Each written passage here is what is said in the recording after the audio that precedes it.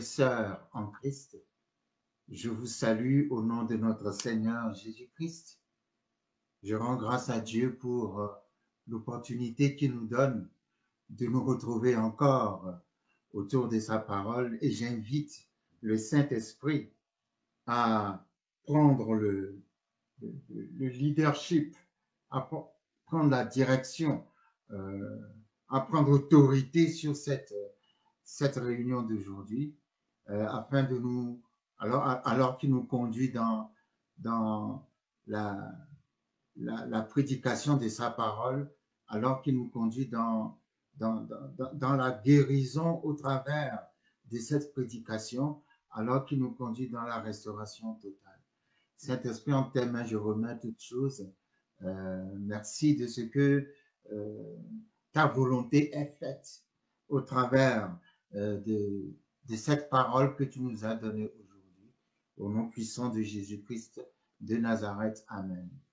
Alors, je salue tout le monde et je vous remercie du fond du cœur pour votre fidélité à nos émissions. Merci pour les encouragements que vous nous envoyez et merci vraiment du fond du cœur pour le soutien spirituel et autres que vous nous apportez. Que le Seigneur se souvienne toujours de vous et pourvoie à tous vos besoins. Et nous tenons à vous dire, nous formons une famille. Et cette famille, c'est pas la famille seulement d'un homme, mais c'est la famille de Dieu lui-même qui est au milieu de nous pour nous parler de lui, pour nous, comment dirais-je, pour nous dire ce qui est en son cœur et ce qu'il attend de nous, pour nous donner le courage d'y croire et de continuer à y croire malgré les difficultés des temps et des circonstances. Donc nous sommes une famille de personnes qui croient en Dieu, une famille qui s'aiment, de personnes qui s'aiment, une famille de gens, de champions et de championnes de la foi, une famille qui refuse d'abandonner le rêve de Dieu, une famille qui est là pour lutter, pour faire face aux défis de la vie et pour montrer la gloire de Dieu. Voilà, une famille qui est là pour montrer la gloire de Dieu. Donc vraiment, n'hésitez pas à nous écrire, à nous faire connaître vos requêtes de prière. C'est certainement pas facile de nous avoir au téléphone, mais vous avez notre adresse email pasteurjc@gmail.com. N'hésitez pas de nous écrire, de nous faire connaître vos fardeaux. Nous voulons les porter avec vous. Nous sommes là pour porter les fardeaux des uns et des autres, pour nous partager la foi, pour nous partager la force, pour nous partager l'espérance, pour nous partager le courage, pour nous partager la persévérance, pour nous partager l'espérance vivante en Christ qui n'échoue jamais, qui gagne toujours, et qui gagne toujours, et qui gagne toujours. Donc que le Seigneur vous bénisse en ce jour, qu'il multiplie vos forces, votre espérance et vos rêves, que vraiment sa parole soit votre nourriture quotidienne et de sa parole. Merci de ce que vous tiriez chaque jour la provision nécessaire à votre besoin. Car tout est dans sa parole. Comme disait le Seigneur lui-même, l'homme ne vivra pas seulement de pain, mais de toute parole qui sort de la bouche de Dieu. Seigneur, merci pour ta parole qui sort aujourd'hui. Alors aujourd'hui, oui, la dernière fois, j'avais dit que je devais vous donner, comment dirais-je, la référence d'un verset dont on avait parlé. Alors, il s'agit de Proverbe 24 à son verset 16. Proverbe 24 à son verset 16 qui dit ceci. Car 7 fois le juste tombe et il se relève, mais les méchants sont précipités dans le malheur. Alors on parlait de ce verset, car 7 fois le juste tombe et il se relève. Et je disais parfois on lit certains versets sans forcément faire attention à certains détails. Je crois qu'il y a aussi un autre verset qui dit 7 fois le juste tombe et le Seigneur le relève. Mais j'aime bien celui-ci qui dit 7 fois le juste tombe et il se relève. Ce n'est pas le Seigneur qui le relève, c'est le juste lui-même qui se relève. Voyez. Le juste, dans la Bible, nous rencontrons ce mot juste. Le juste, c'est le croyant.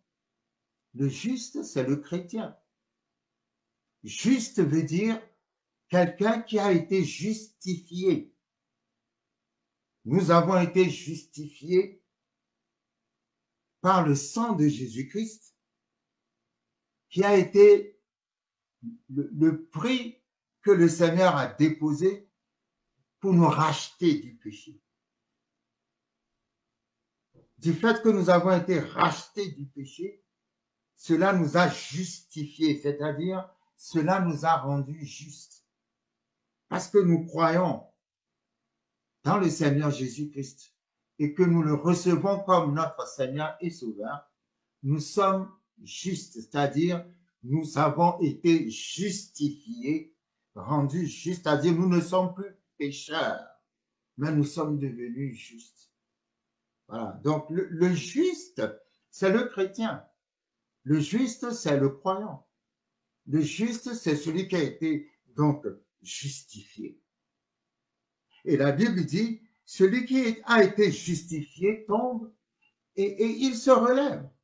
Pourquoi il se relève? Parce que la Bible dit, le Seigneur a dit dans sa parole, si tu confesses tes péchés, il est juste et fidèle pour te les pardonner et pour te purifier de toute iniquité. Donc, lorsque le juste tombe, 1 Jean chapitre 2 dit, si vous avez péché, sachez que vous avez un avocat, Jésus-Christ le juste. Donc, le travail que Jésus-Christ a fait pour nous racheter est un travail parfait, puisque lui-même, il a dit, tout est accompli. Donc, en tant que chrétien, en tant que croyant, lorsque nous passons à côté de Dieu, repentons-nous sincèrement. Et une fois que nous nous repentons sincèrement, sachons sincèrement qu'il nous a sincèrement pardonné, parce que la Bible dit, si nous confessons nos péchés, il est juste et fidèle pour nous les pardonner. Donc, si tu confesses ces péchés, il faut comprendre qu'il t'a pardonné. Donc, c'est à toi de te relever. Le juste tombe 7 fois. Et c'est au juste de se relever. C'est pour ça que la Bible dit que le péché n'a plus de domination sur nous. Le péché n'a pas de pouvoir sur nous. Parce que après ce que Jésus-Christ a accompli à la croix, il nous a donné cette possibilité de nous relever. C'est puissant la repentance. La repentance, c'est la relation par laquelle nous rebranchons la communication avec Dieu. Et nous en avons besoin. Il ne faut pas, parce que tu as chuté, rester sur ta chute. Non, repens-toi et reviens à Dieu. Parce que Dieu est toujours prêt à recommencer avec toi. C'est pour ça qu'il est Dieu. C'est pour ça qu'il est Dieu. Donc, le juste tombe 7 fois et il se relève. Lorsque nous lisons les différentes, je me passionne à lire les différentes traductions.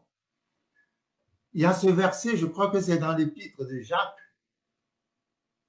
qui dit, la prière fervente du juste est d'une grande efficacité. La version anglaise dit, la prière du juste est d'une grande efficacité. La version anglaise n'a pas mis la prière fervente. Non, non. La version a mis tout simplement, anglaise a mis la prière du juste est d'une grande efficacité. La version française dit la prière fervente du juste est d'une grande efficacité. Pourquoi? Parce que la prière du juste, parce que tu es juste, automatiquement, ta prière est fervente. Tout ce qui vient du juste vient d'une source, comment dirais-je, vient d'une source pure, d'une source fortifiée par le rachat de Dieu. Si tu es vraiment juste, croyant, que tu as vraiment la foi, tout ce que tu fais, tu vas le faire avec ferveur. On n'a pas besoin de le préciser. Ce n'est pas la prière fervente du juste. Non, non, c'est la prière du juste, parce que la prière du juste est automatiquement fervente. Que quelqu'un reçoive la ferveur du Saint-Esprit en cet instant précis, que l'Esprit de Dieu te fortifie. Amen. Donc, aujourd'hui, le message que Dieu a mis dans mon cœur pour que nous puissions partager ensemble, je l'ai intitulé, alors comment je l'ai intitulé,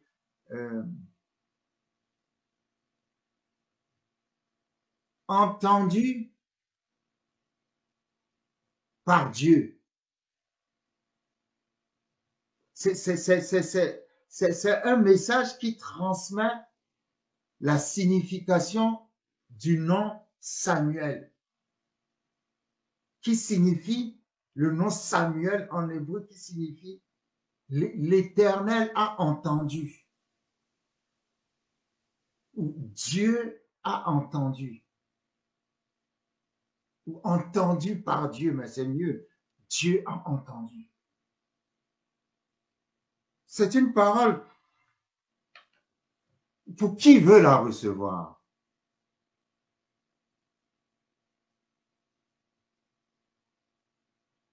Si j'entre dans ta maison aujourd'hui avec cette parole, c'est pour te dire que Dieu a entendu ta prière.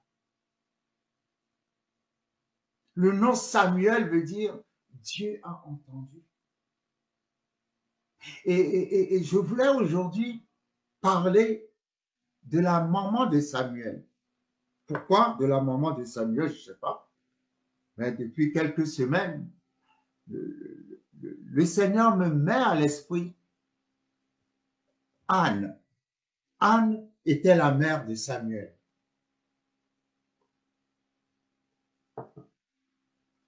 Pourquoi Anne? Anne est une femme, était une femme dont l'histoire est très poignante et très touchante. Et comme Dieu ne fait rien pour rien, je sais qu'à travers l'histoire de Anne, quelqu'un va recevoir la délivrance. Quelqu'un va avoir l'assurance que Dieu a entendu sa prière. Et je peux t'assurer que lorsque Dieu a entendu ta prière, ou lorsque Dieu a vu par quoi tu es en train de passer, il ne reste pas les bras croisés. Il a dit à Moïse, j'ai entendu les cris de mes enfants. J'ai vu ce qu'on leur fait en Égypte et je suis descendu. Amen. Donc Dieu veut dire à quelqu'un qui m'écoute ce matin, j'ai entendu tes prières et je suis descendu. Lorsque nous prenons le livre de 1 Samuel,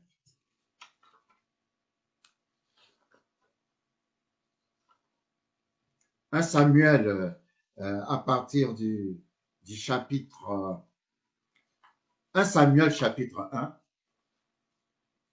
la Bible dit ceci.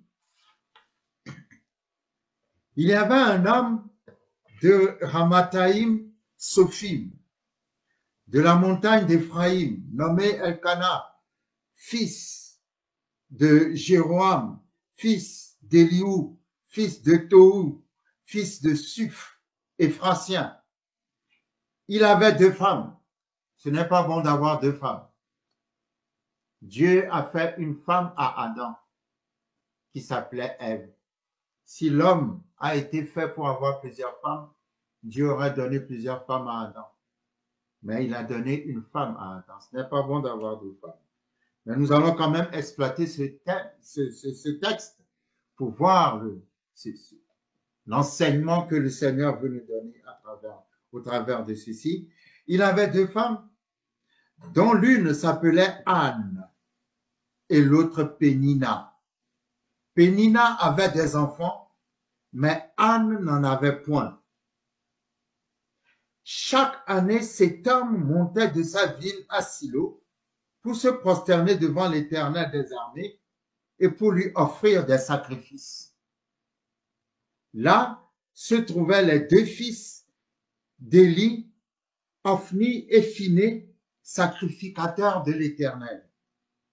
Le jour où Elkana offrait son sacrifice, il donnait des portions à Pénina, sa femme, et à tous les fils et à toutes les filles qu'il avait d'elle. Mais il donnait à Anne une portion double, car il aimait Anne que l'Éternel avait rendue stérile.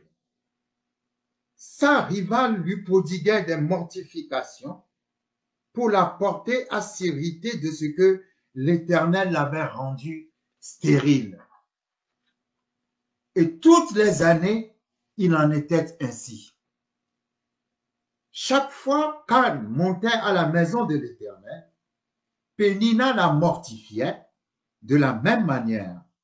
Alors elle pleurait et ne mangeait point. Elkana, son mari, lui disait, Anne, pourquoi pleures-tu et ne manges-tu pas? Pourquoi ton cœur est-il attristé? Est-ce que je ne vaux pas pour toi mieux que 10 fils? Anne se leva après que l'on eut mangé et bu à Silo. Le sacrificateur était assis sur un siège, près de l'un des poteaux du temple de l'Éternel, et l'amertume dans l'âme, elle pria l'Éternel et versa des pleurs. Elle fit un vœu en disant, Éternel des armées, si tu daignes regarder l'affliction de ta servante, et si tu te souviens de moi et n'oublies point ta servante, et si tu donnes à ta servante un enfant mâle, je le consacrerai à l'Éternel pour tous les jours de sa vie, et le rasoir ne passera point sur sa tête. Comme elle restait longtemps en prière devant l'Éternel, Élie observa sa bouche. Anne parlait dans son cœur et ne faisait que remuer les lèvres. Mais on n'entendait point sa voix. Élie pensa qu'elle était ivre et lui dit, jusque à quand seras-tu dans l'ivresse? Fais passer ton vin. Anne répondit, non, mon Seigneur, je suis une femme qui souffre. Ah, Seigneur, je ne sais pas pourquoi, mais je veux m'arrêter 2 secondes. Si tu es une femme qui souffre ce matin, que le Seigneur prenne les fardeaux de ta souffrance. Je suis une femme qui souffre en son cœur. Merci, Seigneur, parce que tu touches une femme qui souffre en son cœur ce matin. Et je n'ai bu ni vin ni boisson enivrante, mais je répandais mon âme devant l'Éternel. Ne prends pas ta servante pour une femme pervertie, car c'est l'excès de ma douleur et de mon chagrin. qui m'a fait parler jusqu'à présent. Ah Seigneur, merci parce que toi, tu soulages toute personne qui est dans l'excès de la douleur et du chagrin. Reçois la paix de Dieu en cet instant précis, au nom puissant de Jésus-Christ de Nazareth. Élie reprend la parole et dit, va en paix, et que le Dieu d'Israël exauce la prière que tu lui as adressée. Élie dit, que ta servante trouve grâce à tes yeux. Elle dit, pardon, que ta servante trouve grâce à tes yeux. Et cette femme s'en alla. Elle mangea et son visage ne fut plus le même. Vous voyez? Élie lui a dit, va en paix et que le Dieu d'Israël exauce ta prière. Rien que cette parole a fait que la Bible dit, le visage de Anne a changé. Et la Bible dit, ils se levèrent de bon matin et après s'être prosternés devant l'Éternel, ils s'en retournèrent les revers dans leur maison à Rama. Elkana connut Anne, sa femme, et l'Éternel se souvint d'elle. Gloire à Dieu. Dans le cours de l'année, Anne devint enceinte et elle enfanta un fils qu'elle nomma Samuel. Samuel signifie Dieu a entendu. Ou entendu par Dieu, mais Dieu a entendu, est la meilleure traduction. Car, dit-elle, je l'ai demandé à l'Éternel.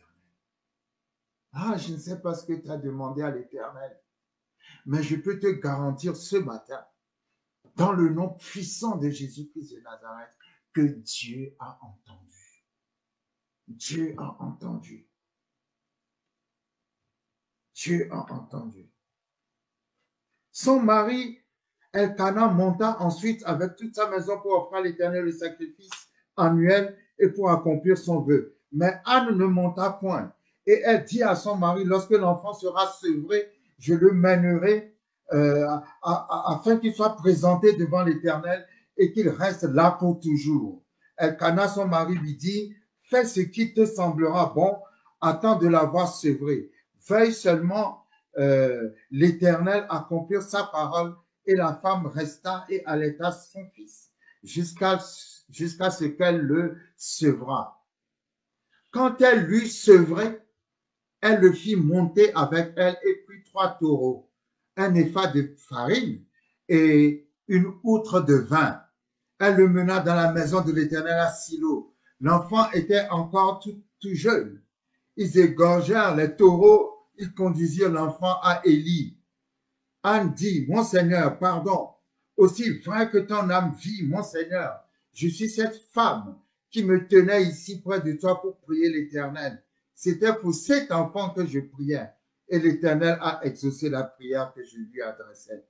Aussi, je veux le prêter à l'Éternel. Il sera toute sa vie prêté à l'Éternel. Et ils se prosternèrent là devant l'Éternel.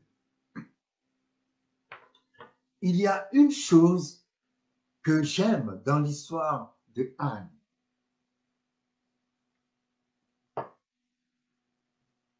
C'est la révélation que Anne a eue. Quand vous lisez bien le texte, la Bible dit, Anne était la rivale de Pénina qui, elle, passait son temps à la mortifier. Waouh! Le verbe mortifier est très fort, très puissant. Tout simplement parce que dans mortifier, il y a le mot mort. Donc, je n'ai pas besoin de dictionnaire pour comprendre que quand on mortifie quelqu'un, c'est-à-dire on persécute tellement la personne, on pousse la personne à la mort. C'est-à-dire, Pénina se moquait tellement de Anne. Et Anne éprouvait tellement de chagrin et de douleur que ça pouvait la faire mourir. La Bible dit que Anne pleurait tout le temps. Son mari a tout fait pour lui montrer qu'il avait un amour particulier pour elle parce que le jour où il montait à Silo pour faire des sacrifices à Dieu, il faisait une offrande pour Pénina et pour tous les enfants que Pénina lui a donnés, mais pour Anne, il faisait une double offrande. Pourquoi? Parce qu'il aimait Anne et il s'attendait à ce que Dieu manifeste un miracle dans la vie de Anne. Et la Bible dit que cela a duré plusieurs années. C'est très important. Plusieurs années. Donc, vous imaginez un peu la vie de Anne. Anne devait pleurer tout le temps malheureuse, tout le temps, comment dirais-je, dans la douleur, tout le temps dans la souffrance, tout le temps persécutée. Pendant des années, c'est pas une vie, ça. C'est pas une vie, ça, c'est malheureux. Elle était dans le déchirement tout le temps, dans la frustration tout le temps, au milieu des moqueries de Pénina et d'autres, certainement. Et elle a prié. Je peux dire, elle a prié dans tous les sens. Elle a demandé au Seigneur de lui donner un enfant. Et un jour, elle a eu cette révélation. J'appelle ça une révélation parce que si je dois définir le mot révélation, je dirais la révélation parfois c'est quand Dieu t'éclaire pour trouver une solution à un problème qui n'a pas de solution. Le problème n'a pas de solution parce que quand tu réfléchis, il y a même la fumée qui sort de ta tête. Tellement tu as réfléchi dans tous les sens, tu n'as pas trouvé de solution. Et puis d'un seul coup, Dieu t'éclaire et te donne la solution. C'est ça la révélation. La révélation, c'est rendre visible quelque chose qui a été invisible. Je prie en cet instant précis que Dieu fasse, que tu vois la solution à ce problème qui jusqu'ici a été sans solution. Que Dieu te donne un éclairage de révélation. Parce que pendant des années et des années et des années, la Bible n'a pas précisé le nombre d'années, mais la Bible nous fait comprendre qu'il s'agit de plusieurs années. Anne pleurait, ne faisait que pleurer avec des gens autour de lui qui se moquaient, ainsi de suite. Une vie très malheureuse. Et pourtant, c'était une femme de prière. Elle n'avait pas abandonné son Dieu. Et la Bible dit, un jour, elle a eu cette révélation.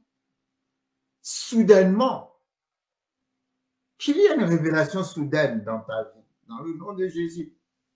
Et cette révélation, c'est que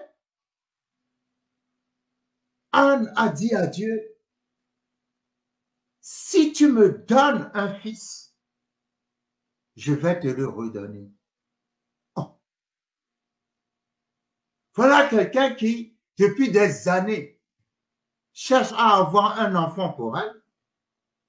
Et d'un seul coup, elle a cette révélation. Si tu me donnes un fils, je vais te le redonner pour qu'il te serve pendant toute sa vie.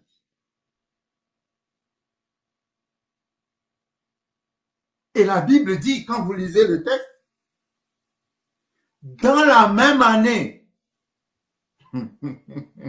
oh come on, oh come on, ça fait plusieurs années qu'elle priait pour avoir un enfant, et le jour où elle a changé sa prière, le jour où elle a dit à Dieu, si tu me donnes un fils, je vais te le redonner pour qu'il te serve toute sa vie. La Bible dit, dans la même année. Elle n'a pas attendu plusieurs années. Ah, come on. Il y a des prières, je ne sais pas, on va revenir là-dessus. Mais dans la même année, elle est tombée enceinte. Lorsqu'elle était dans sa douleur, lorsqu'elle était dans ses souffrances, lorsqu'elle était à l'extrémité, elle était partie au temple Et au temple, elle a rencontré Élie, le sacrificateur.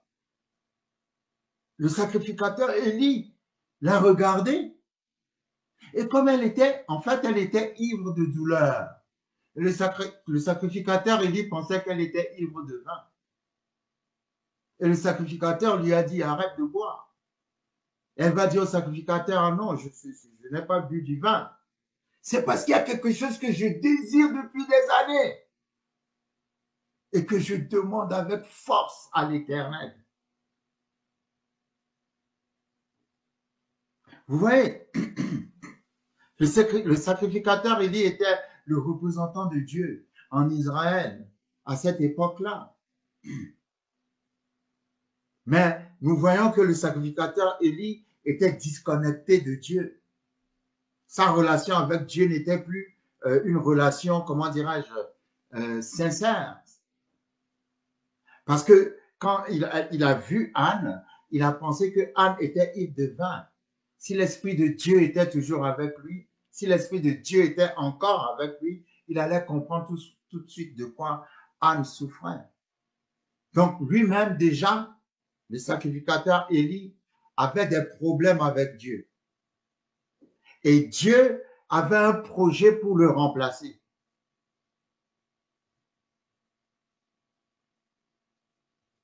Et comme Dieu avait un projet pour le remplacer, quand Anne a dit à Dieu, si tu me donnes un fils, je vais te le redonner, Dieu a accepté tout de suite. Pourquoi? Parce que Anne n'est plus venue vers Dieu avec ses besoins à elle. Mais Anne est venue vers Dieu en pensant aux besoins de Dieu. Je ne sais pas si quelqu'un m'a compris. Il y a des moments, je ne dirais même pas qu'il y a des moments. La plupart du temps, nous venons toujours vers Dieu à cause de nos besoins. Et nous n'avons jamais pris le temps de nous demander quels sont les besoins de Dieu. Je suis ici pour informer quelqu'un qu'il n'y a pas que nous qui avons des besoins, mais Dieu a aussi des besoins.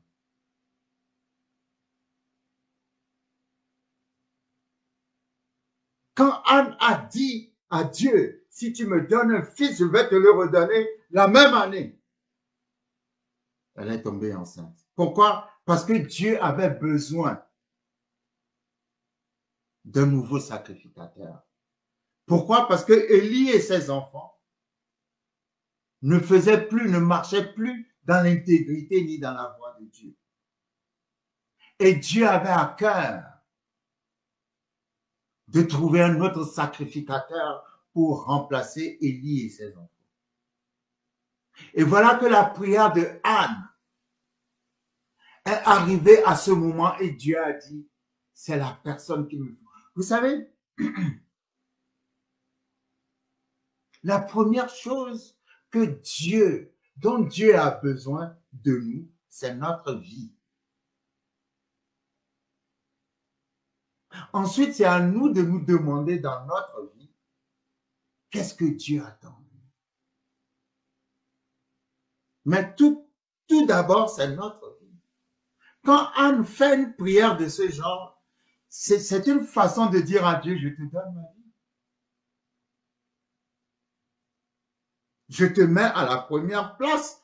Tu es la priorité des priorités. Pendant des années, je souffre. On se moque de moi.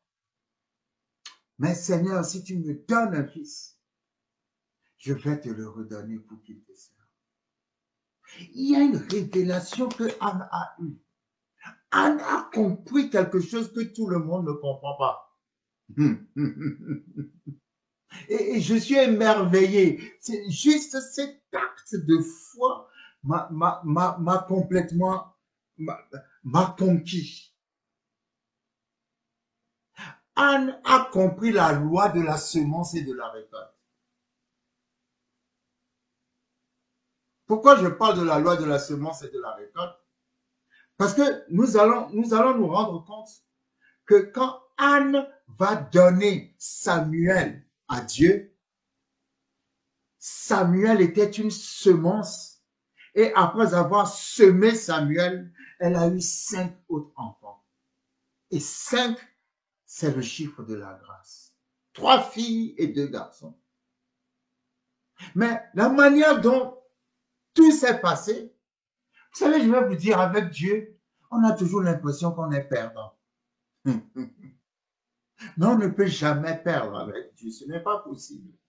Dieu n'est pas le Dieu, n'est pas un Dieu perdant. C'est un Dieu gagnant, c'est un Dieu de l'addition, c'est un Dieu de la multiplication. Ce n'est pas un Dieu de la soustraction, ce n'est pas un Dieu de la division. Non, non, non. Addition et multiplication. Come on. Quand Anne est tombée enceinte et a mis au monde l'enfant, Samuel,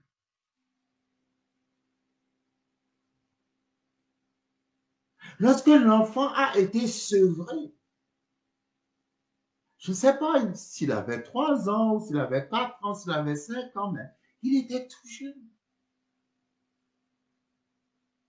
Anne a pris son petit garçon, est partie au temple, a frappé à la porte, le sacrificateur Élie est sorti et Anne a dit à Élie, tu te souviens quand j'étais venu dans le temple un jour, tu croyais que j'étais ivre.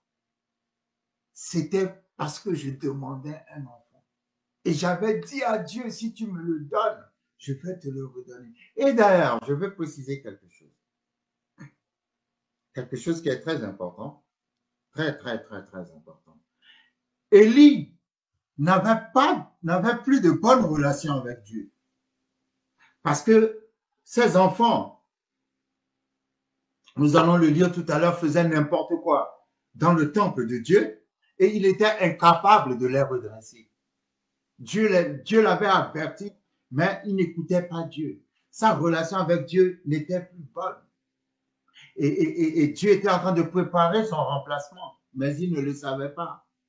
Mais sa relation avec Dieu n'était plus bonne. Mais les paroles qu'il disait étaient toujours ointes. Faites attention aux hommes de Dieu et aux femmes de Dieu. Même s'ils ont chuté ou bien même s'ils ont un problème avec Dieu, faites attention parce que les paroles qui sortent de leur bouche sont toujours pointes. Pourquoi? Parce que la main de Dieu est toujours sur eux, même si quelque part leur relation n'est plus bonne avec Dieu. Et ce n'est pas à nous de les juger. Nous savons que ce sont des hommes de Dieu, nous savons que ce sont des femmes de Dieu et nous sommes obéissants, nous sommes soumis, nous respectons l'onction et l'appel de Dieu qui est sur eux. Mais nous ne les jugeons pas parce que leur relation avec Dieu ne nous regarde pas. Élie n'avait plus de bonnes relations avec Dieu, mais quand Anne est arrivée dans le temple et que Anne lui a dit, oui, il y a quelque chose que j'attends de Dieu et tout ça, Élie lui a dit que l'Éternel exauce ta prière. Et la Bible dit, dans la même année, elle est tombée enceinte. C'est comme si la parole que Élie a dite a été la clé qui a ouvert la porte de la grossesse. Come on. Je suis un homme de Dieu très attaché à ce que j'appelle les principes archaïques qui sont devenus, je veux dire, archaïques aujourd'hui parce que les gens ne les enseignent plus. Pour moi, c'est très important. La manière dont tu traites les hommes de Dieu aura une conséquence sur la qualité de vie que tu as. À ça, il n'y a rien à faire.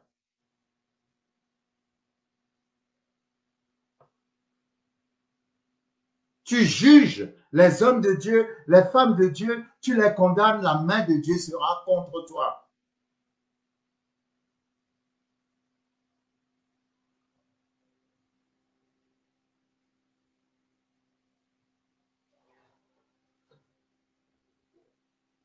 La petite parole d'Élie, que l'Éternel exauce ta prière, a ouvert la porte de Anne. Dans la même année, elle est tombée enceinte. Elle a fait un vœu à Dieu. Si tu me donnes un fils, je vais te le redonner. Et l'homme de Dieu a déclaré une parole sur son vœu. Et voilà, elle est revenue trouver Élie pour dire à Élie, voilà, tu te souviens? Ben, ce que j'attendais de Dieu, Dieu me l'a donné. C'est ce petit garçon-là. Je te le ramène parce que j'ai dit à Dieu, si tu me donnes un fils, je vais te le redonner. Donc, Élie, désormais, c'est toi qui es son père, c'est toi qui es sa mère. Et cet enfant va grandir avec toi dans le temple. Et toute sa vie, il sera prêté à l'Éternel. Il sera, comment dirais-je, au service de l'Éternel. Et Anne a laissé Samuel à Élie. Et Anne est retournée à la maison. Non, vous savez, moi, je dis toujours, je n'arrêterai pas de le dire, la Bible, quand nous la lisons, vivons-la. Parce que quand nous lisons l'histoire de Anne, bon, c'est vite fait, on passe là-dessus. Mais je vous assure, vous avez pleuré pendant des années. On vous a persécuté pendant des années. Et finalement, Dieu vous a donné ce que vous attendez depuis des années.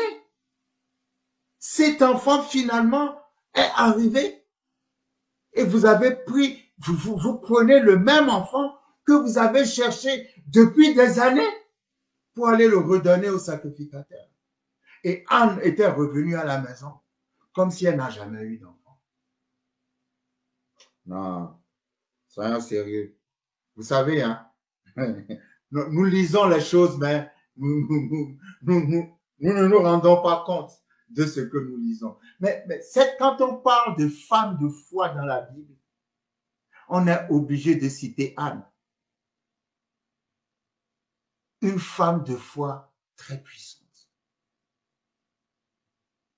D'autres allaient dire, Seigneur, oui, tu vas me comprendre. Tu sais comment ça a été difficile d'avoir cet enfant, comment ma rivale s'est moquée de moi. Si ça se trouve, à part cet enfant, ça a été tellement difficile que peut-être que je ne pourrai plus en faire. Donc, s'il te plaît, comprends-moi, tu comprends, tu es le Dieu qui comprend. Non, non, non, Dieu ne comprend pas. Dieu ne comprend pas. Tu as fait un vœu à Dieu. Il faut obéir. Et il faut tenir. Il faut réaliser ton vœu. Anne est formidable. Anne est formidable. Je suis un grand admirateur de la foi de cette femme. Ça, c'est ce que j'appelle une foi. Je ne sais pas, je ne sais comment le dire. Elle a pris l'enfant, elle est partie donner l'enfant et elle est revenue à la maison sans enfant, comme si elle n'a pas eu d'enfant. Ah, come on! Mais l'Éternel lui a donné 5 autres enfants. Come on! Mais la révélation, c'est, Anne s'est dit, je vais d'abord penser aux besoins de l'Éternel.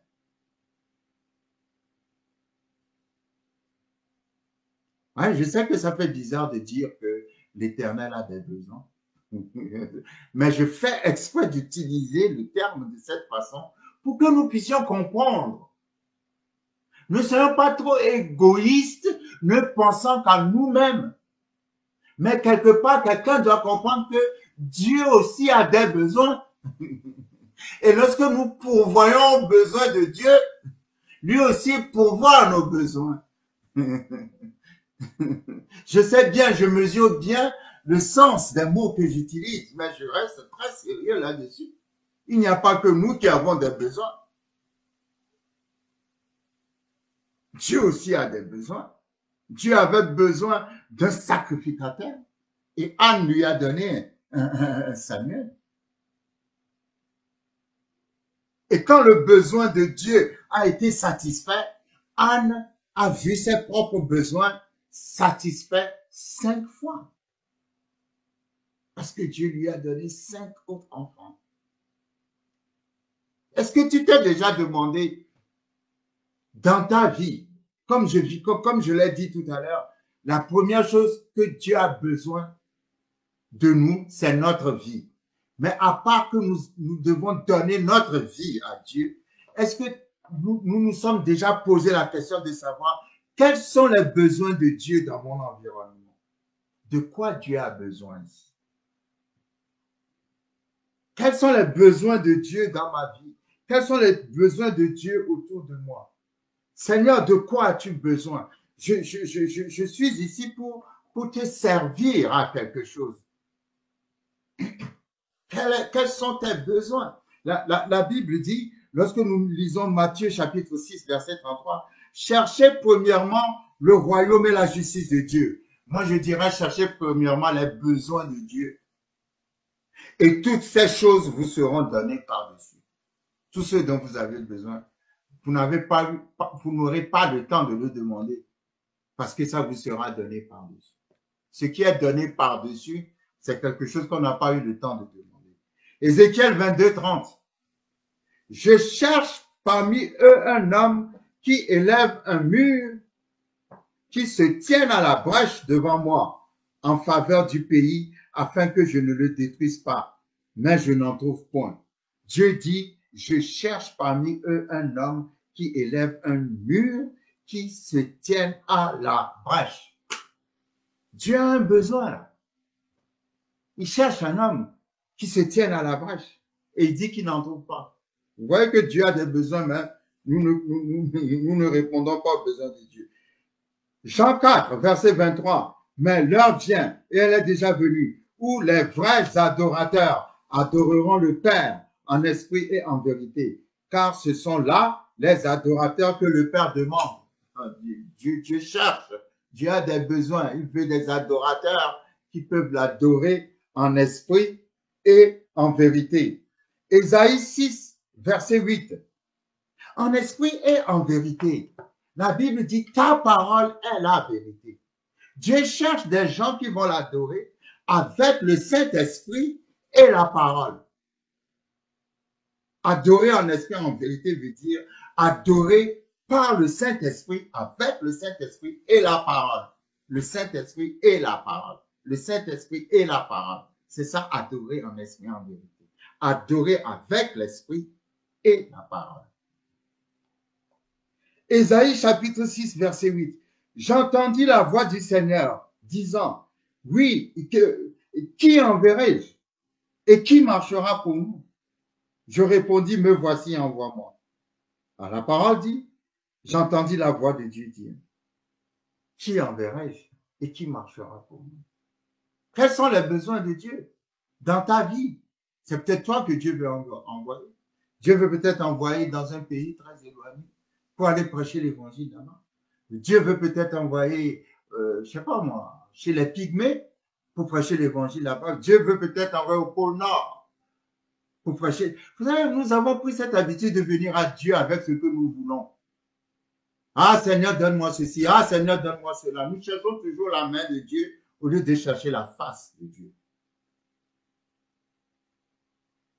Mais Dieu a des besoins. Dieu a des besoins. Anne, je ne sais pas comment elle a eu cette révélation. C'est dit subitement. Ah, jusqu'ici, j'ai demandé un enfant pour moi. Moi. Il y a des gens dans leur vie, c'est je, c'est moi, c'est me, c'est moi-même. Tout est toujours concentré sur soi. Le moi et le je, le moi-même. Et c'est tout, la vie s'arrête là. Et Anne s'est dit non. Non. Seigneur, si tu me donnes un fils, je vais te le redonner pour qu'il te serve. Pour qu'il te serve. Pour qu'il te serve. Et sa requête a rencontré le besoin de Dieu. Et la Bible dit, dans la même année. Ah, j'aime trop ça. Il y a des choses, le Seigneur ne va pas te laisser le temps d'attendre. Oh, come on. Quand elle a eu cette révélation, la révélation, comment dirais-je, accélère le miracle, accélère les choses. Je prie pour un mouvement d'accélération dans la situation de quelqu'un qui n'a que trop duré, au nom puissant de Jésus. Merci Seigneur. D'un seul coup, Tu éclaires tes enfants et ils voient la solution à des problèmes qui jusqu'ici semblent insolubles. Merci Seigneur parce que tu donnes la solution par un éclairage du Saint-Esprit. Soudainement, comme tu l'as fait avec Anne, et elle s'est dit, si tu me donnes un fils, je vais te le redonner. Elle a compris, Seigneur, que en semant, la porte va s'ouvrir pour elle. Et la porte s'est ouverte pour elle. Dans le nom puissant de Jésus. Dans le nom puissant de Jésus. Merci merci pour Anne. Et Anne s'est réjouie de ce que le Seigneur lui a donné, cet enfant. La Bible dit, 1 Samuel chapitre 2, Anne pria et dit, mon cœur se réjouit en l'Éternel. Ma force a été relevée par l'Éternel. Ma bouche s'est ouverte contre mes ennemis, car je me réjouis de ton secours. Nul n'est saint comme l'Éternel. Il n'y a point d'autre Dieu que toi. Il n'y a point de rocher comme notre Dieu. Ne parlez plus avec tant de hauteur, que l'arrogance ne sorte plus de votre bouche, car l'Éternel est un Dieu qui sait tout, et par lui sont pesées toutes les actions. L'arc des puissants est brisé, et les faibles ont la force pour ceinture. Je répète, dans le nom puissant de Jésus-Christ de Nazareth, je déclare ce matin dans ta vie que l'arc des puissants qui t'a toujours combattu, l'arc des puissants qui t'a toujours envoyé des flèches. Anne dit, oh come on, l'arc des puissants est brisé. Kurabashataya. L'arc des puissants est brisé et les faibles ont la force pour ceinture. Toi qui jusqu'ici as toujours été faible devant la moquerie des gens, devant le rejet des gens, dans la douleur, toi qui as subi les flèches des autres, toi qui as toujours été faible, ce matin la Bible dit que tu as la force pour ceinture. Reçois la force pour ceinture. Et Anne dit, ceux qui étaient rassasiés se louent pour du pain et ceux qui étaient affamés se reposent. Même la stérile enfante 7 fois et celle qui avait beaucoup d'enfants est flétrie. L'Éternel fait mourir et il fait vivre. Il fait descendre au séjour des morts et il en fait remonter. L'Éternel appauvrit et il enrichit. Il abaisse et il élève. Et Anne dit, de la poussière, il retire le pauvre. Du fumier, il relève l'indigent pour les faire asseoir avec les grands. Et il leur donne en partage un trône de gloire. Reçois ton trône de gloire ce matin. Car à l'Éternel sont les colonnes de la terre, et c'est sur elles qu'il a posé le monde. Il gardera les pas de ses bien-aimés, mais les méchants seront anéantis dans les ténèbres, car l'homme ne triomphera point par la force. Ah, j'aime ça. L'homme ne triomphera point par la force. C'est pas mal ça. L'homme ne triomphera point par la force. Ça me fait penser à ce verset. Ce n'est ni par la force, ni par la puissance, mais par mon esprit. Ah, que l'esprit de l'Éternel te couvre ce matin, car l'homme ne triomphera pas par la force. Les méchants seront précipités dans les ténèbres, où ils seront anéantis. Les ennemis de l'Éternel trembleront.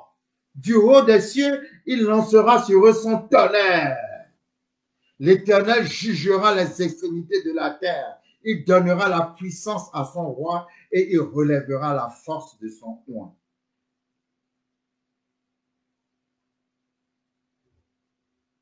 Elkanah s'en alla dans sa maison à Rama, et l'enfant fut au service de l'Éternel devant le sacrificateur Élie. Vous voyez, La Bible dit, les fils d'Élie étaient des hommes pervers. Ils ne connaissaient point l'Éternel. Alors, comment vous servez à l'autel du temple et la Bible dit, vous ne connaissez point l'Éternel. La Bible dit, c'est que Élie avait des fils.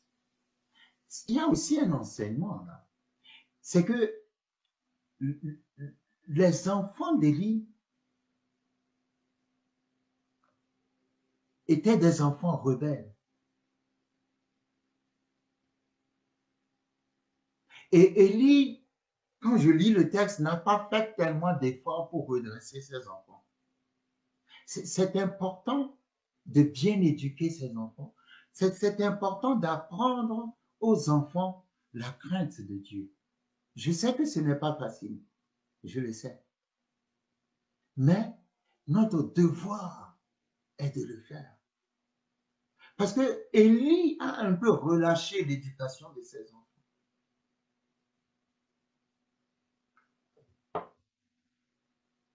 Et c'est parce qu'il a relâché l'éducation de ses enfants que Dieu a décidé de le remplacer, et lui et ses enfants. Et Dieu l'a averti. Jusqu'à ce que la colère de Dieu ait atteint un niveau où Dieu a dit des choses, des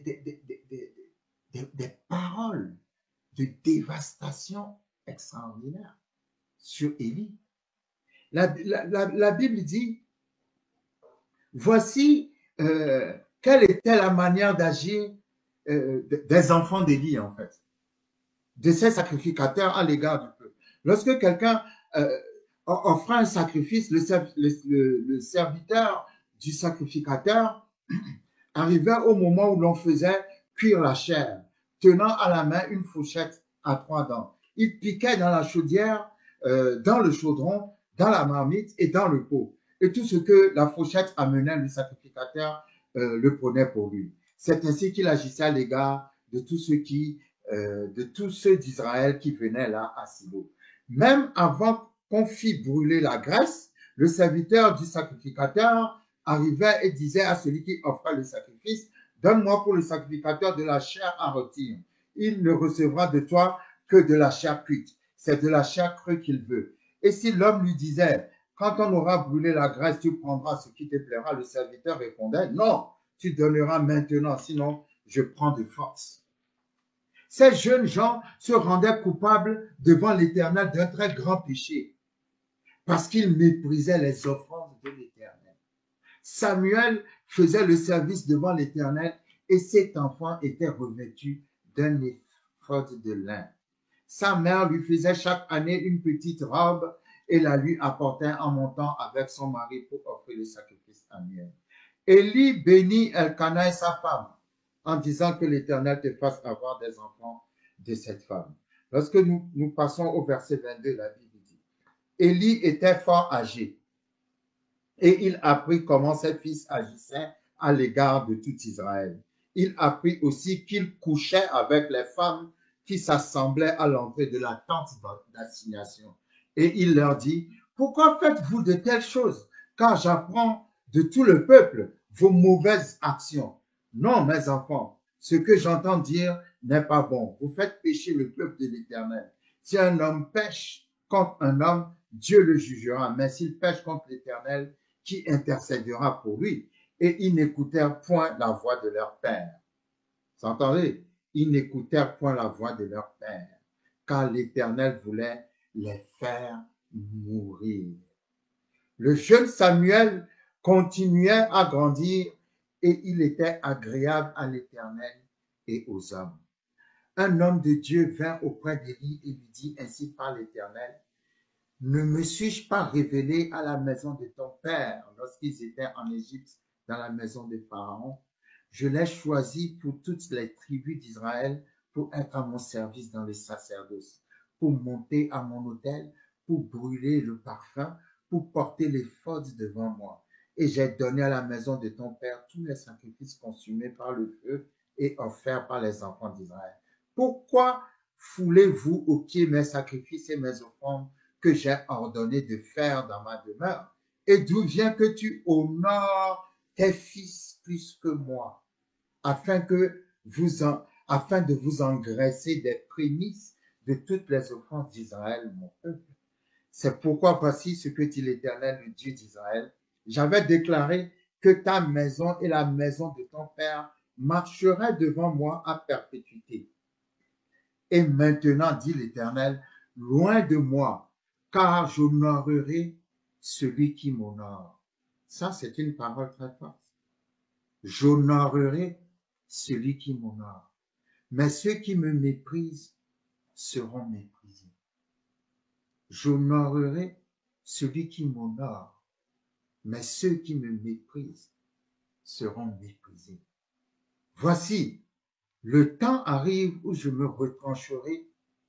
Le temps arrive où je retrancherai ton bras et le bras de la maison de ton père, en sorte qu'il n'y aura plus de vieillards dans ta maison. Waouh! Comme Élie était incapable de dresser ses enfants, la colère de Dieu est arrivée à son sommet.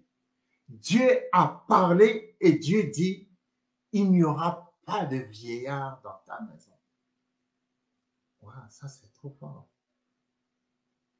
Ça veut dire, dans ta maison, les gens vont mourir jeunes. Tu verras un adversaire dans ma demeure.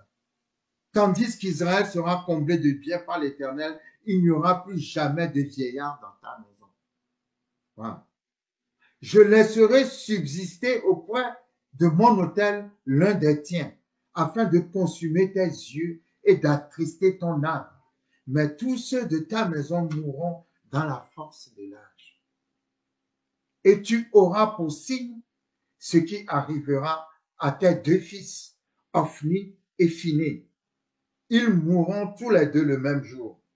Je m'établirai un sacrificateur fidèle qui agira selon mon cœur et selon mon âme. Je vais m'arrêter une seconde. Il s'agit du verset 35 de 1 Samuel chapitre 2. Je viens juste de m'en rendre compte que Dieu a dit de David, David est un homme selon mon cœur. Mais je me rends compte ici, Dieu dit à Élie, je vais te remplacer avec un autre sacrificateur. L'autre sacrificateur qui va remplacer Élie, c'est Samuel. Et qu'est-ce que Dieu dit de Samuel? Il dit, c'est un sacrificateur selon mon cœur. Ah, ça c'est trop beau. Ça c'est trop beau. Je m'établirai un sacrificateur fidèle qui agira selon mon cœur et selon mon âme. Je lui bâtirai une maison stable et il marchera toujours devant mon coin. Et quiconque restera de ta maison viendra se prosterner devant lui pour avoir une pièce d'argent et un morceau de pain et dira, attache-moi, je te prie, à l'une des fonctions du sacerdoce afin que j'aie un morceau de pain à manger.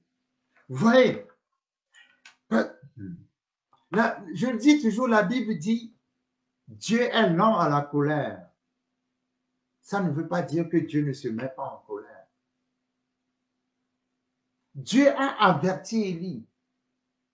Dis à tes fils qui sont sacrificateurs d'arrêter de faire des choses indignes dans le temple. Il prenait les offrandes qu'on amenait pour l'Éternel. Il les prenait pour eux.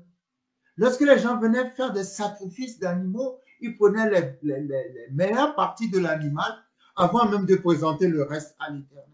Ils couchaient avec les filles dans le temple. Ils faisaient vraiment du n'importe quoi. Et Élie leur a parlé, certes, mais je ne sais pas si c'est Élie a manqué de fermeté ou je ne sais quoi, mais le temps est arrivé où la colère de Dieu a éclaté et Dieu a dit, il n'y aura pas de vieillard dans ta maison. Voilà. Non seulement il n'y aura pas de vieillard dans ta maison, mais tes descendants mourront jeunes. Et j'enlève le sacerdoce de ta famille et je donne le sacerdoce à un sacrificateur selon mon cœur.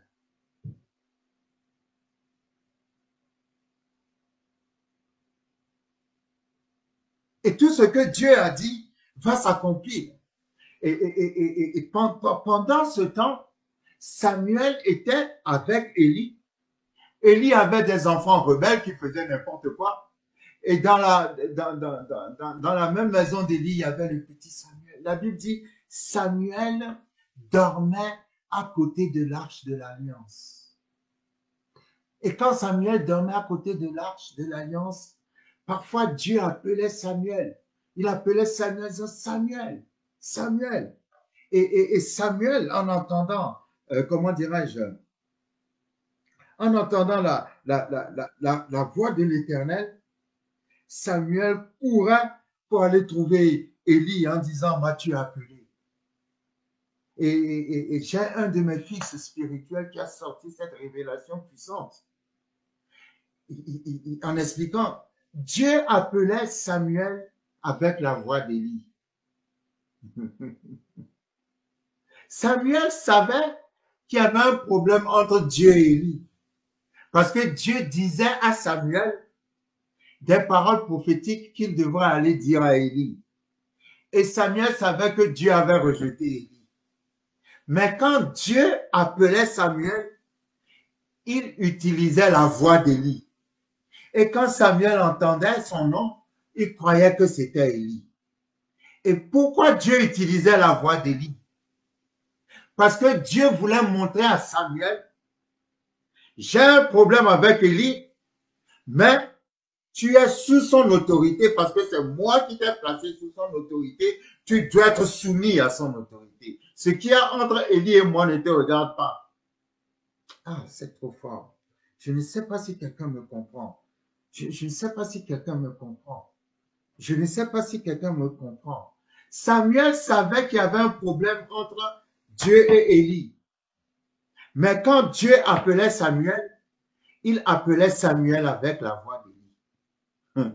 Pour montrer à Samuel que Élie est l'autorité qu'il a placée sur lui. Et quelle que soit la relation entre Élie et moi, Samuel, tu dois être soumis à son autorité. Voilà. Dieu pouvait parler à Samuel directement. Parce qu'il avait des problèmes avec Élie. Mais Dieu respecte toujours l'ordre des choses. Dieu respecte toujours l'ordre de l'autorité. Comme Élie, comme Samuel est sous l'autorité d'Élie, donc Dieu ne peut pas passer par-dessus Élie pour parler à Samuel. Alors pour parler à Samuel, Dieu a imité la voix d'Élie. Dieu voulait que Samuel sache que son autorité c'est Élie, même si Élie a certains problèmes avec Dieu. C'est pour ça que je dis faites attention. Ne jugez pas les relations entre les hommes de Dieu, les femmes de Dieu et Dieu. Ça, c'est leur problème entre eux et Dieu. Ils sont notre autorité, ils sont notre papa spirituel, ils sont notre maman spirituelle. Nous sommes soumis à leur autorité, nous les respectons, nous respectons l'appel de Dieu sur leur vie, mais même s'ils ont fait des erreurs, nous ne les jugeons pas. Nous ne les jugeons pas. Ça, c'est une révélation puissante, très puissante, très, très, très puissante. Élie avait des problèmes avec Dieu, mais quand Dieu parlait à Samuel, il utilisait la voix d'Élie. Et Élie a dit à Samuel, non, c'est pas moi qui t'appelle. Prochainement, quand il va t'appeler, dis, ton serviteur écoute, parle, Seigneur. Et les prochaines fois, quand Dieu appelait le petit Samuel, il répondait, parle, Seigneur, car ton serviteur écoute. Et j'aime cela. Dieu respecte ses serviteurs. Dieu respecte ses servants. Même quand ils ont commis des erreurs, Dieu les respecte. Et c'est ça que nous n'avons pas compris. Et ça vole aussi parfois nos bénédictions. C'est très important de respecter l'homme de Dieu, de respecter la femme de Dieu et de ne pas juger. Très important. Très important.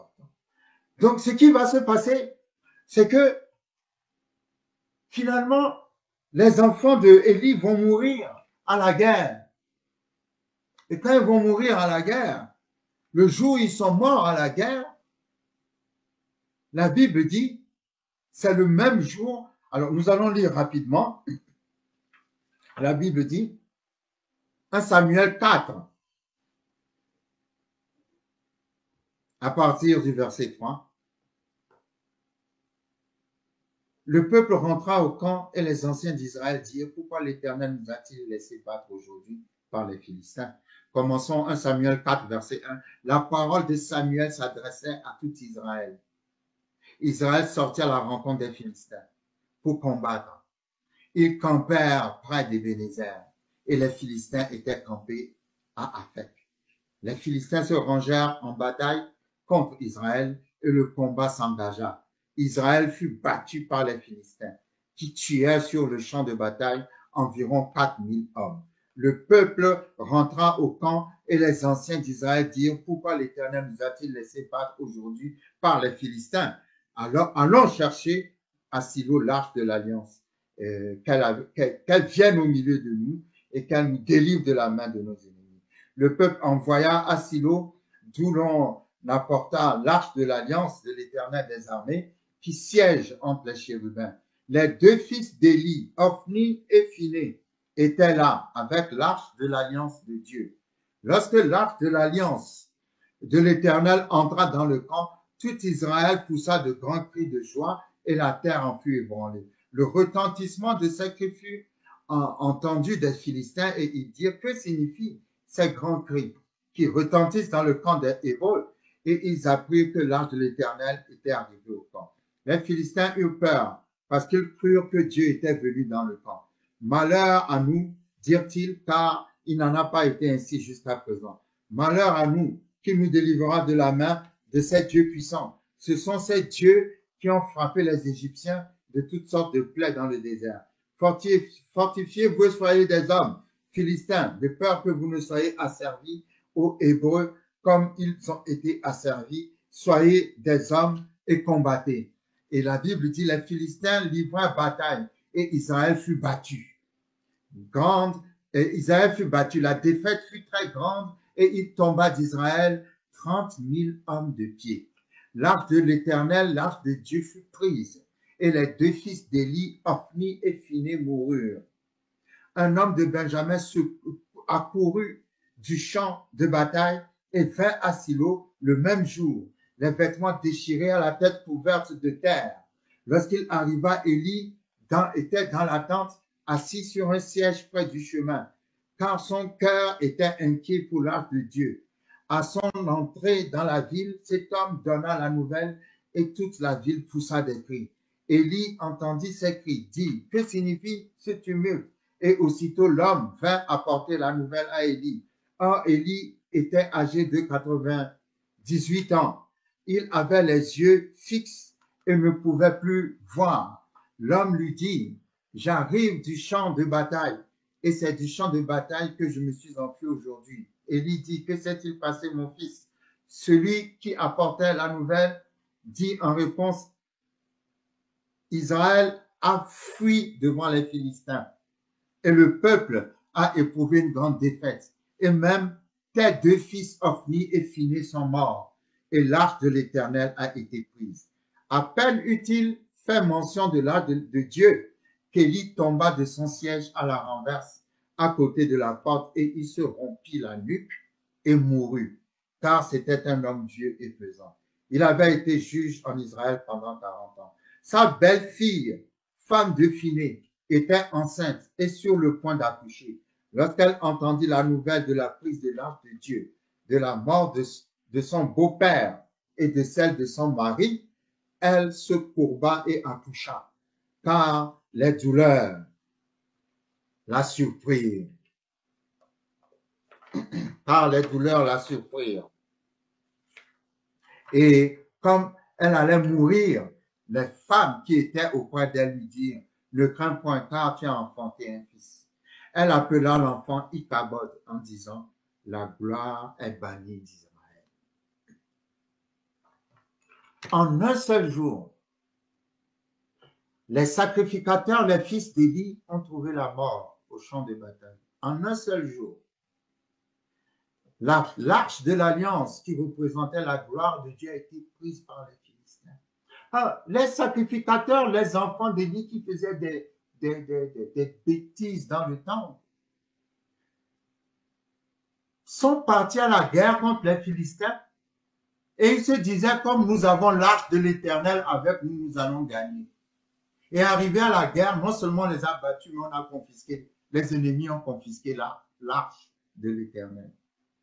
Vous imaginez, ils avaient avec Dieu, c'est comme si l'arche de l'Éternel, non, ce que Dieu attend pour te donner la victoire, c'est que tu vives toi-même une vie sainte et digne devant lui.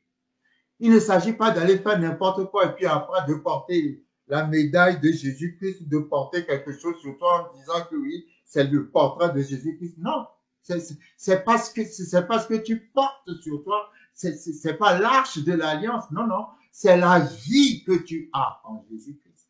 C'est cette vie-là qui doit être une vie sainte.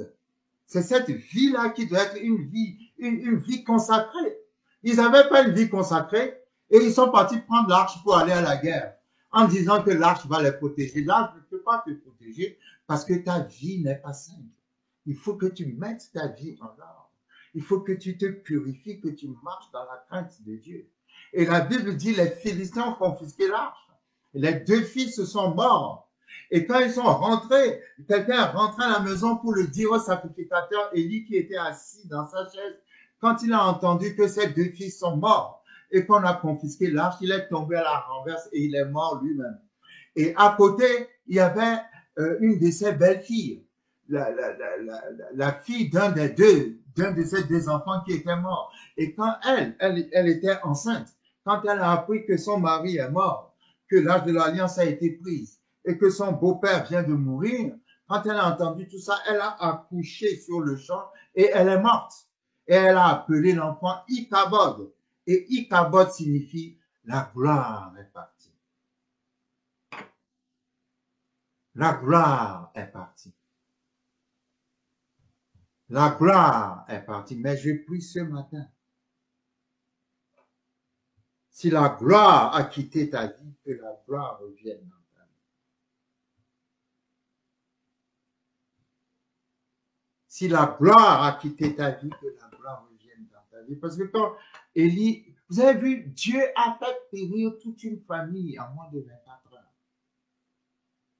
Et c'est pas arrivé par hasard, il a averti, comme je dis toujours, Dieu a averti toujours. Il a averti Élie, mais Élie n'a pas su être ferme avec ses enfants. Jusqu'à ce que le malheur arrive. Et toute cette famille a été anéantie en un seul jour. Et c'est ainsi que le jeune Samuel a commencé son ministère de prophète, de sacrificateur dans Israël. Un des prophètes, je sais, un des plus grands prophètes que la nation d'Israël a connu, le prophète Samuel, fils de Anne, offrande d'une stérile à Dieu.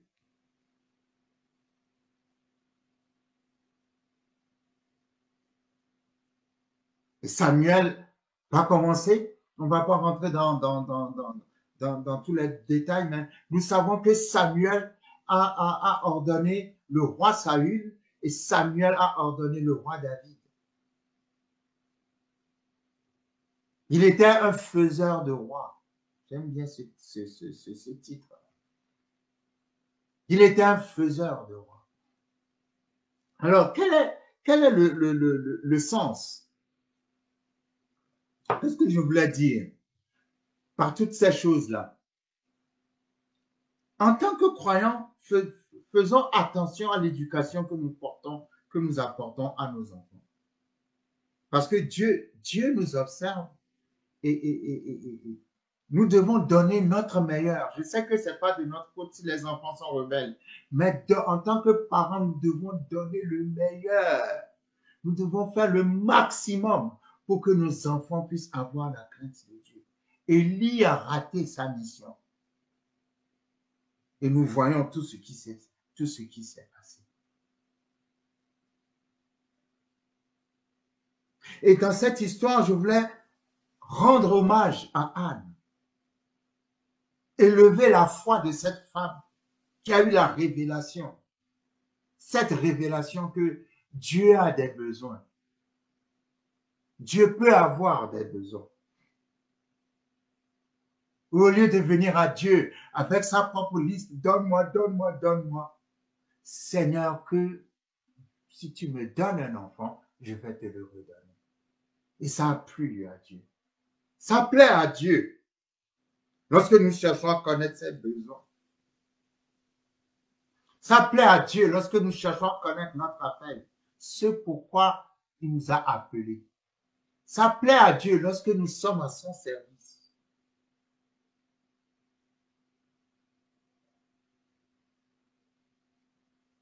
Et c'est très, très, très, très important.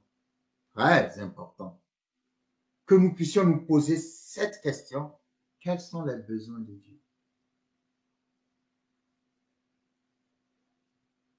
Aujourd'hui, j'ai une pensée spéciale pour toute femme ou tout homme qui souhaite, qui désire avoir un enfant, mais qui ne l'a pas encore.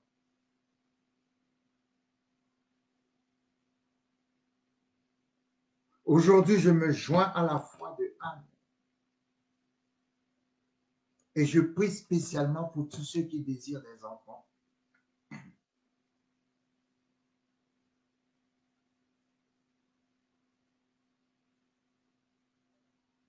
Que la faveur de Dieu vous visite. Vous savez, ayez inlassablement foi en Dieu. Parce que la situation peut paraître comme si c'est quelque chose qui n'arrivera jamais.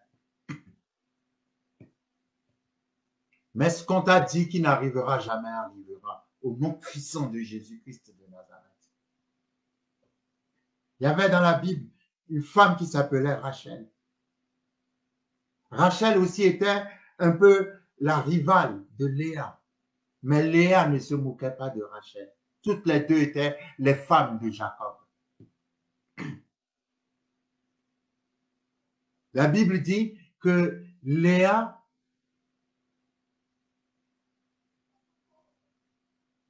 avait des enfants. Mais Rachel était stérile. Quand vous prenez Genèse chapitre 31, vous lisez Genèse chapitre 31, vous allez voir que le plus grand combat de Rachel dans sa vie, parfois même ça provoquait de grandes colères entre elle et son mari, c'est le fait qu'elle n'arrivait pas à avoir d'enfant. C'était sa blessure. C'était son souci permanent. C'était son défi.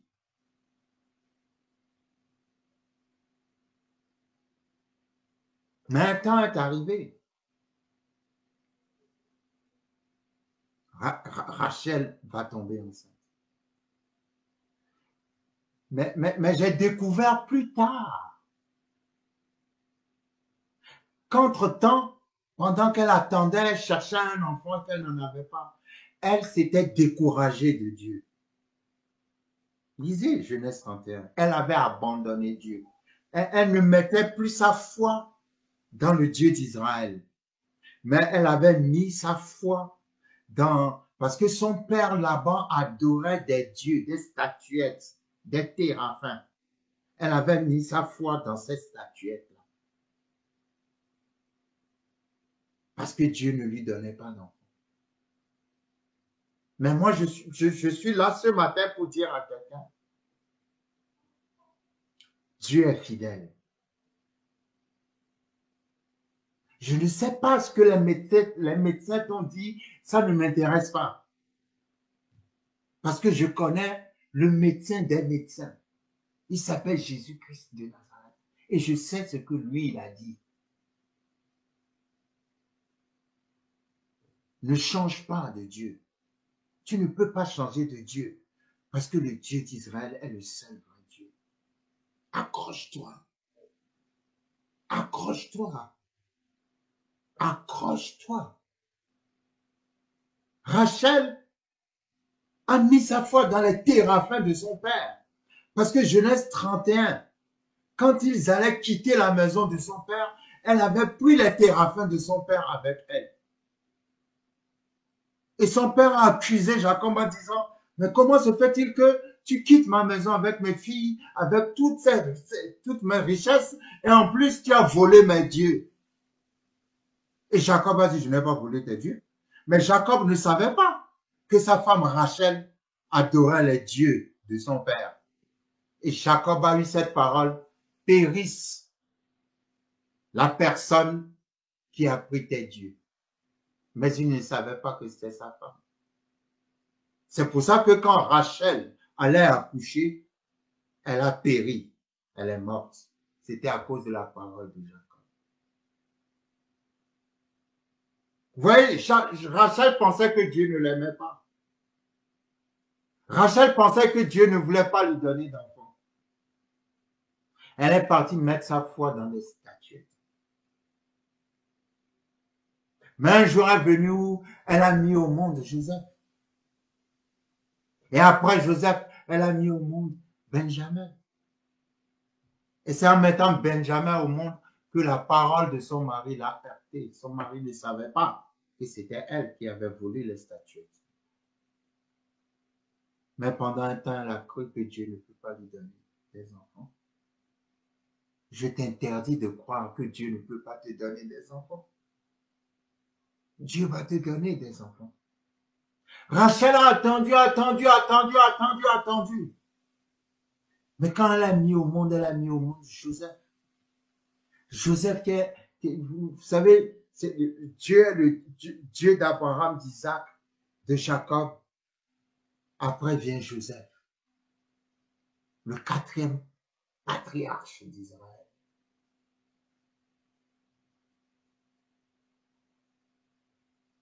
Et après Joseph, elle a mis au monde Benjamin.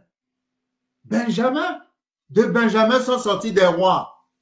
Le roi Saül, son ancêtre c'est Benjamin. La reine Esther, son ancêtre c'est Benjamin.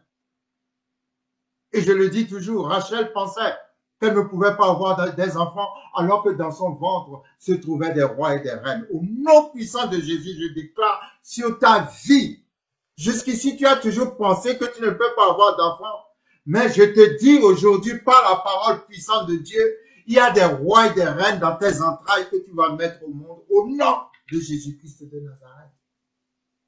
Au nom de Jésus-Christ de Nazareth. Seigneur, je te rends grâce. Merci. Tu es le Dieu de la guérison. Tu es le Dieu des miracles. Élisabeth et Jean-Baptiste ont attendu un âge avancé. Et ils ont quand même mis au monde Jean-Baptiste. Élisabeth et Zacharie.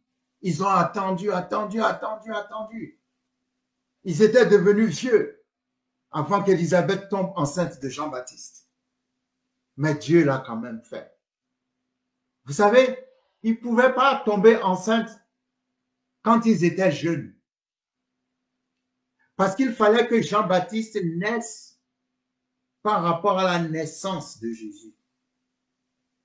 Il y avait un temps précis.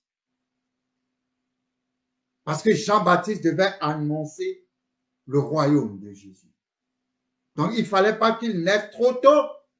Il fallait qu'il naisse à un temps qui lui permette d'annoncer l'arrivée de Jésus. Et ça a pris du temps jusqu'à ce qu'ils sont devenus vieux. Mais malgré leur âge, Élisabeth est quand même tombée enceinte. L'enfant que Dieu veut te donner est un enfant prophétique. Quelqu'un doit recevoir. C'est un enfant qui va influencer sa génération. Dieu ne veut pas le faire venir très tôt. Mais il y a un temps fixé. où il va arriver. Et quand il va arriver, ça sera le temps pour accomplir le plan de Dieu. Donc, n'aie pas peur. Ça fait longtemps que tu attends. Mais Dieu dit, je fais les choses selon mon temps. Et mon temps n'est pas si loin. Parce que je vais exécuter ma prophétie. Et les gens verront que je suis Dieu. Cet enfant naîtra. Vous aurez des enfants. Je prie en cet instant précis que le sang de Jésus entre dans vos entrailles.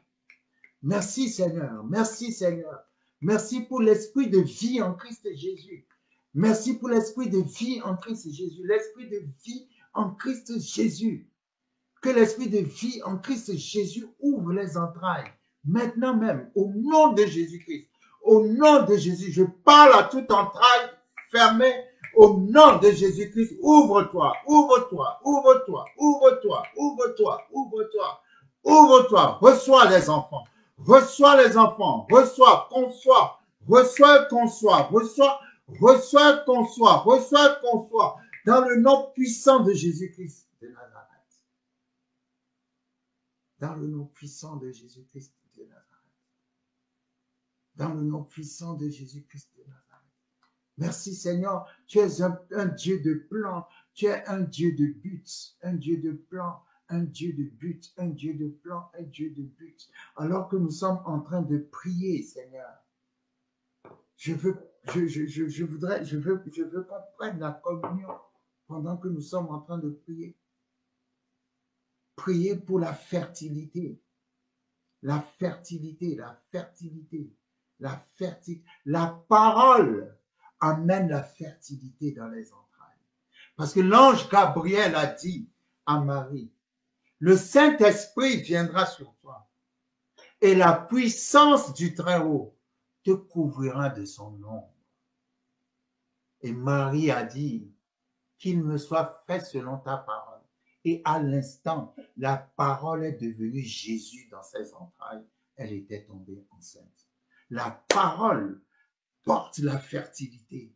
Que la parole qui porte la fertilité entre dans tes entrailles. Au nom de Jésus-Christ de Nazareth, je déclare la fécondité dans ta vie, la fécondité dans ton corps, la fécondité dans tes entrailles, dans le nom puissant de Jésus-Christ de Nazareth. Merci parce que la parole devient chair dans tes entrailles. En cet instant précis, reçois dans le nom de Jésus, dans le nom puissant de Jésus. Seigneur, merci pour ton corps qui a été brisé pour nous à la croix. Par tes meurtrissures, toute stérilité est brisée. Par tes meurtrissures, tout désert est brisé. Par tes meurtrissures, toute fermeture est brisée. Par tes meurtrissures, tout blocage est brisé. Par tes meurtrissures, tout esprit de mort est brisé. Par tes meurtrissures, tout échec est brisé. Par tes meurtrissures, la stérilité est brisée.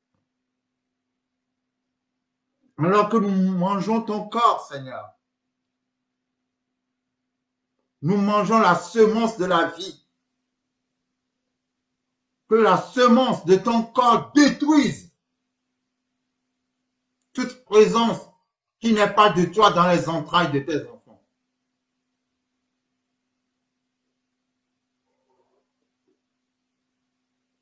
Merci pour ton sang, Seigneur. Merci parce que ton sang purifie nos entrailles. Ton sang purifie nos entrailles. Ton sang purifie nos entrailles. Le sang de Jésus-Christ purifie nos entrailles.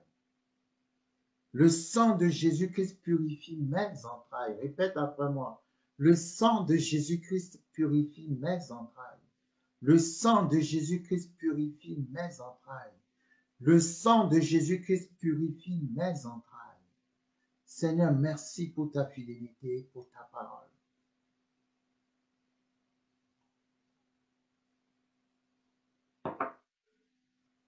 Je te rends grâce, Père.